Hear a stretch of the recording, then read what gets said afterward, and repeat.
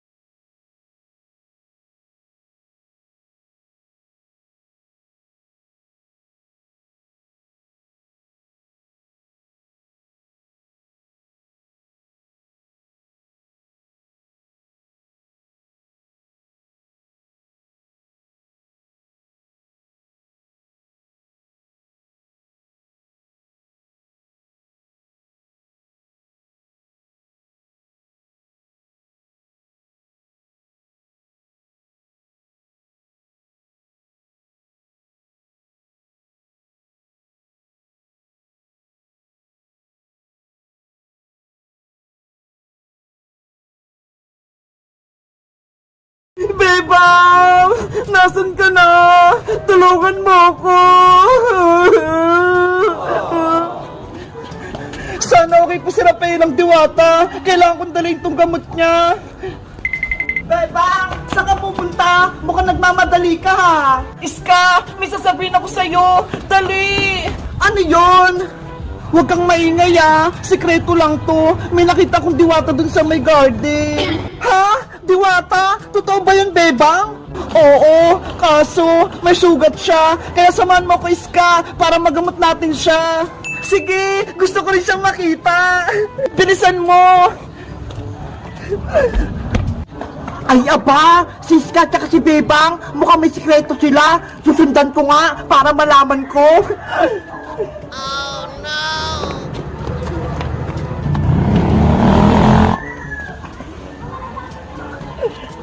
Bebang! Nangina na ako! Wala na akong lakas! Tulungan mo ko! Rafaela! Nandito na ako! Okay ka lang ba? Masakit yung katawan ko, Bebang! Dahil sa sugat ko! Huwag kang mag-alala, Rafaelang diwata! May dala na akong gamot! Ito ho! Bebang! Totoo nga! May diwata sa garden! Sabi ko sa'yo, Iska eh, siya si Rafaela, diwata ng mga nuno sa punso. Hello, Rafaela! Ako pala si Iska, kaibigan ni Bebang. Kinagagala kitang makilala, Iska. Ako din, masaya akong nakilala kita. Dito nagpunta sila, Bebang, sa may garden. Sisilipin ko nga sila.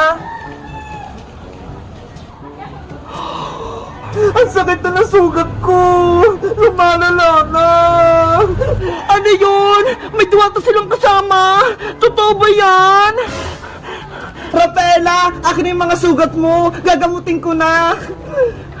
Ito, Bebang!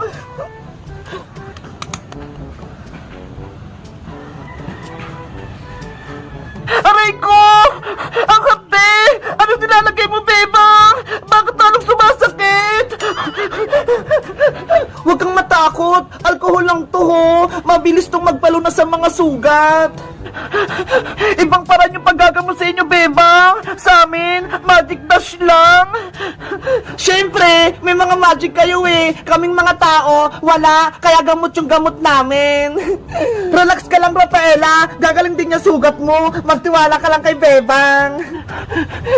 Ang bait nyo palang mga tao. Akala ko, ang sasama-sama nyo. Buti na lang nakita ko ni Bebang. Tinulungan niya ako. Ang turo kasi sa akin ni nanay, kaaway man o kaibigan, tutulungan kapag may nangangailangan. Kunyari lang naman yun si Bebang eh. Ako nga, kaaway niya eh. Pinakain niya ng Graham na may kalamansi. Last na to, Rafaela. Didiktan ko lang ng Band-Aid yan sugat mo.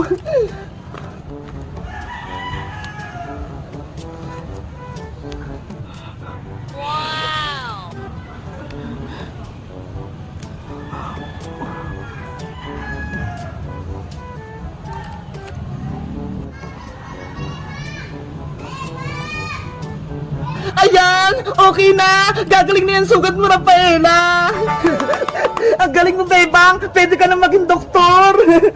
Thank you, Bebang! Mabuti kang tao! Utang na loob ko yung pagtulong mo sa akin! Wala yun, Rafaela! Ang isipin mo, magpagaling ka! Sana makita ko na yung magic wand ko para mabilis na akong gumaling at mabigyan ko rin kayo ng gantimpala! Nasaan ba kasing magic wand mo, Rafaela? Bakit hindi mo dala? Nawawala siya eh. Hindi ko makita. Yari, baka makita pa ng iba. Gamitin pa sa masama. Ano? Nawawala yung magic wand ng diwata? Hahanapin ko yun para magka-magic ako. Nasaan kaya yun? Hello guys! Ako si Rafaela. Gusto nyo ba akong maging kaibigan? Kahit diwata ako? Mag-comment lang kayo para sa part 3. Bye-bye! Hala! Umuulan na! Wala na akong kakampi. Si Bebang, sumama na siya kay Princess. Dapat, hindi na lang ako pumunta dito sa probinsya. Nasaan na kaya si Ate Barbara? Umuwi na kaya siya? Huwag mo nang isipin si Ate Barbara, Bebang. Mag-enjoy na lang tayo. Pero princess, kapatid ko sa Ate Barbara, hindi ko siya pwedeng iwan. Lalo na, hindi niya pa alam pa uwi. Ikaw bahala, basta ako, dito muna ako. Tara, tingnan natin yung bahay kubo natin. Wow! Ang ganda! Malapit na matapos! Tapos may kisame pa! Bebang! Halika rito! May swimming pool dito! Sige! Nandyan na ako! Nasaan yung swimming pool? Ito! Ang ganda! Ayun nga no! Ang laki! At ang lalim pa! Tara Bebang! Tingnan natin sa loob! Wag princess! Delikado! Hindi yan! Wala kang tubig, di ba? Kaya pwede pumunta sa loob! Bahala ka nga dyan!